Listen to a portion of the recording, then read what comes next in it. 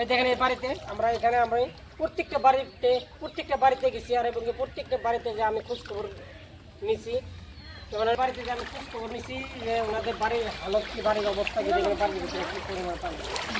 এখানে যেটা বলার পার আছে, এখানে মানুষের কীভাবে গোসল করবো এই সুবিধা নেই, মানুষের কীভাবে এক ঘর থেকে আরেক ঘরে যাবো এই সুবিধা নেই। কিন্তু এটা কিন্তু আপনি ভাববেন যে কোনো নদীর পানি নয়, এটা শুধু বৃষ্টির পানি আবদ্ধ হয়ে গেছে। দেখেন এখানে এত সুন্দর আদার গাছ, এটা কিসা গাছ রে? আদা। এত সুন্দর আদার গাছ গেছে, দেখেন আদার গাছের ভিতরে পানি। তোমার ভাই গেছেন আর এভাবে সারাটা ঘুরবো না। যেটা আপনারা নিশ্চয়ই দেখতেছেন, এই দেখেন আদা, এত সুন্দর আদা গাছ, আদার ভিতরে দেখেন কি পরিমাণে পানি।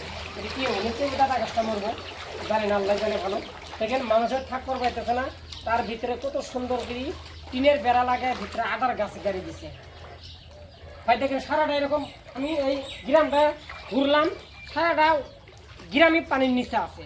যদি এখানে আমাদের এইখানে যদি বেলগাঁও সমষ্টির কোনো দরদি ভাই থাকেন, ওই যে এমএলএ আছেন, আমাদের ওইরকম উপযুক্ত আরও অনেক ভাই আছেন, যদি এই কামটা যদি আপনারা করে দেন, রাস্তার সাইড যদি আপনারা ড্রেনের কামটা করে দেন, নিশ্চয়ই এখানে পানি বৃষ্টি হওয়ার পানি আবদ্ধ হয়ে থাকতো না। আর এই পানিতে বৃষ্টি হওয়ার সাথে সাথে পানিটা নেমে যাবো গা।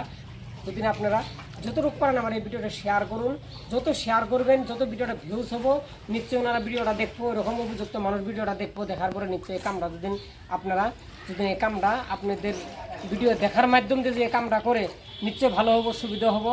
তার জন্য আমি বলতেছি যে এই ভিডিওটা যতটুকু পারেন আপনারা শেয়ার করবেন। দেখেন আদার গাছ গেছে, আমি তো এটা অবাক হয়ে গেছি এখানে আসলে, আমি তো ভাবি না যে না বাড়িতে এরকম আদার গাছ গেছে। দেখেন কি পানি বাড়ির ভিতরে, কোনো মুখ যাবার এরকম সুবিধাও নেই। কালকের দিনটা আছে, তারপরে ঈদের দিন, আমাদের কোনো খুশির দিন। দেখেন খুশির দিনের ভিতরে কি পরিমাণ পানি, একটা ঈদের দিন, হ্যাঁ মানুষের কত কুরবানি দিব, মানুষের কত ব্যস্ততা আছে, তার ভিতরে এরকম পানি হলে কি করবো মানুষ। দর্শক আমি চাই ভিডিও শেয়ার করুন, শেয়ার করার আমার পেজটাকে ফলো করে দিন।